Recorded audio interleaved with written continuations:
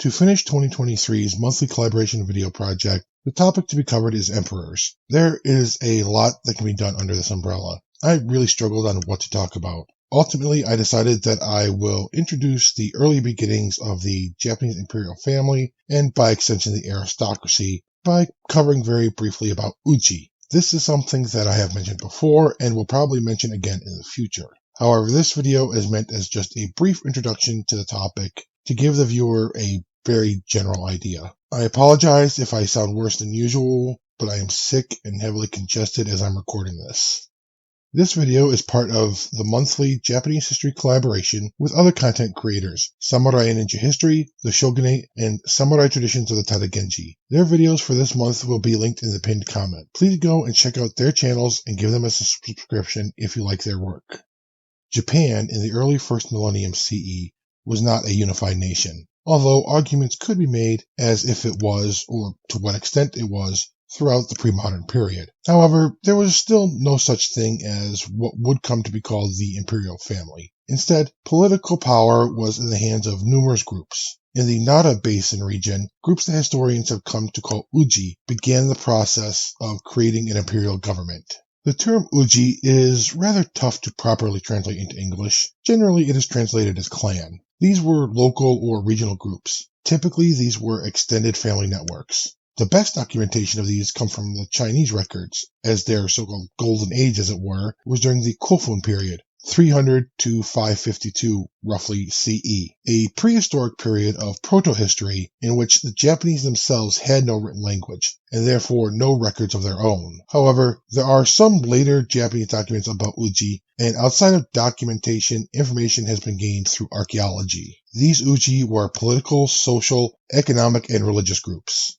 The leader of the uji served as a kind of high priest or priestess, mediating between humans and the kami. This was especially the case for the uji's patron kami, which the head of the uji usually claimed to have some kind of descent from. The most famous instance would be the uji which would eventually become the imperial family, now called the Yamato uji, which claimed descent from Amaterasu, the sun kami or sun goddess. Another important family in pre-modern Japan was the Fujiwara.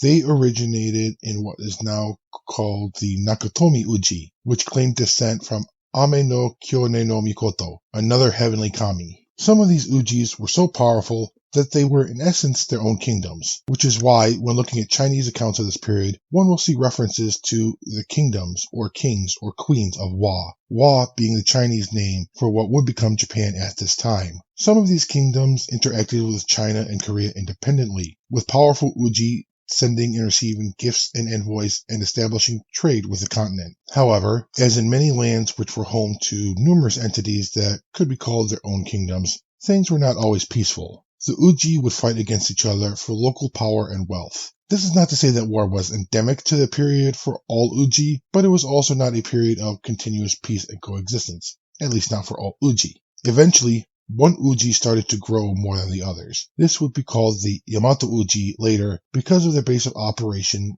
was in the Yamato region. Through diplomacy and war, they either seized control over other uji territories or had other uji submit to their overlordship. Their power and influence began to spread out from central Japan. How strong it was in any specific region in terms of direct control could be considered questionable though, especially the further from their original power base it spread. But it did so, at least on paper, as some might say. At some point, the head of the Yamato Uji either proclaimed themselves or began to be referred to by others as Tenno.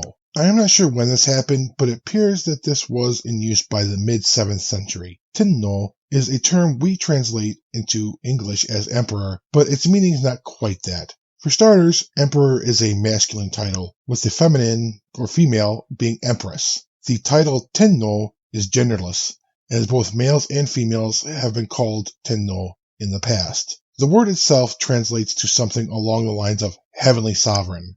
There are debates about the exact interpretation of the term, but I think it lies in a combination of being a sovereign descended from heaven, as well as a sovereign of those under heaven. As the Yamato Uji began to rise, so too did those who supported them. The beginnings of what would become the imperial court was made up of those Uji leaders with close relationships to the Yamato Uji, and supporters of the Yamato Uji. At this time, this was a very loose kind of court, and it was not until later that it would become more organized, systematized, and codified. But its origins lay in those who were delegated military and civil responsibilities as the power and reach of the Yamato Uji grew. In time, this would create a class that would be called the Kuge, of courtiers who would administer the state as the Tenno decreed, at least in theory. Eventually, the higher echelons of this Kuge class would often exert great influence on imperial governments, to whatever degree the imperial court actually held power, that is.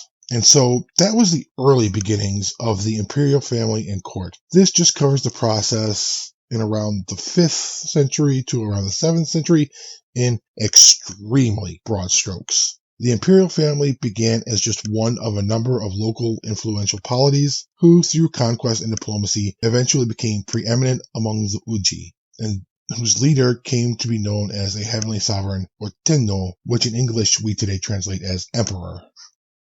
Thank you so much for watching. I hope that you found this video interesting and useful. If so, please consider leaving a like, sharing, and commenting. If you like what I do, I would appreciate you subscribing.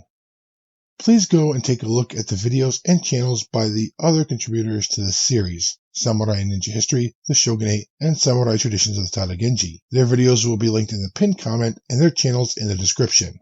I would also like to give a special thank you to my Patreon members, Coulter Nibble and Busho, for their generosity. If you are interested, links are in the description. A link to Twitter is also in the description.